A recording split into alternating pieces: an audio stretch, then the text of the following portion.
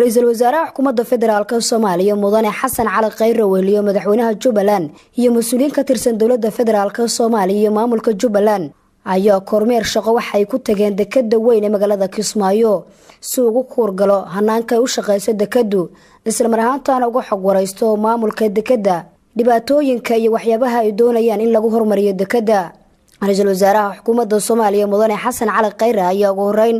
mid u gacan qaaday dhammaan shaqaalaha dekedda weyn ee magaalada Kismaayo waxa uu weydiiyay dhibaatooyinka ka jira dekedda isla marhaantaana ay doonayaan in dawladda federaalka Soomaaliya wax kala qabato.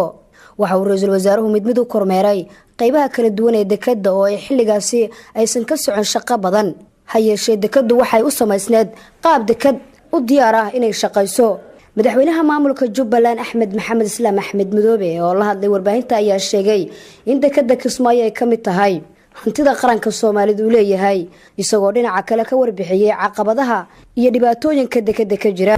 waa dekedda Kismaayo waxaan dhex joogno masaaxad dheer bay leedahay shaqadeedana waad arkaysaa waa waqtiga hadda bad xiranka markay furantaa laftiga calaacal kuma fiicna waa shaqadeeda aad ma waxaysan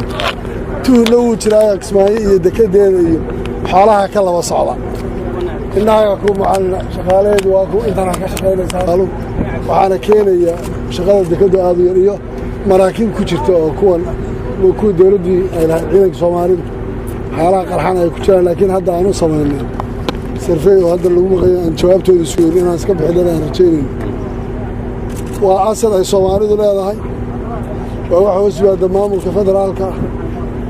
xilligii la gaari iyo sidii la gaaray qaabkii looga shaqeynaa wax dawladda oo taala. Assalaamu alaykum. ra'iisul wasaaraha xukuumadda federaalka Soomaaliya mudane Xasan Cali Khayre oo dhinaciisa la hadlay warbaahinta ayaa xusay in dawladda federaalka Soomaaliya ka go'an tahay in dekedda ay ku sameyso dib u dayactir si ay u noqoto deked caalami ah.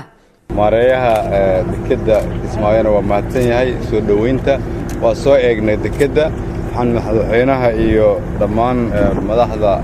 dawlad goboleedka uga mahad celinaya shaqada ay ka qabteen dekedda dadaalka loo galay in la furay oo shaqo ay ka socoto yaanay badnaanin waa yididiilo ummadda Soomaaliyeed waxay u baahiyo badan ay dekeddu qabtaa ha noqoto in carrada laga saaro maraakiib gudaha uga jirta in laga bixiyo qalab dekeddu inay hesho in dib u dhis lagu sameeyo waxa kale oo indhaheena ku aragnay dawladda federaalka madaxdeedu inay muhiim tahay inaanay xamar ku ekaan dalkoo dhan inaan dawlad u nahay dalkoo dhan baahidiisa inaan aragno ummadeenna inay isugu keenna mid tahay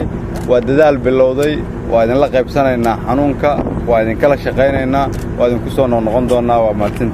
Nasr Bashiir Cali warbaahinta qaranka magaalada Kismaayo.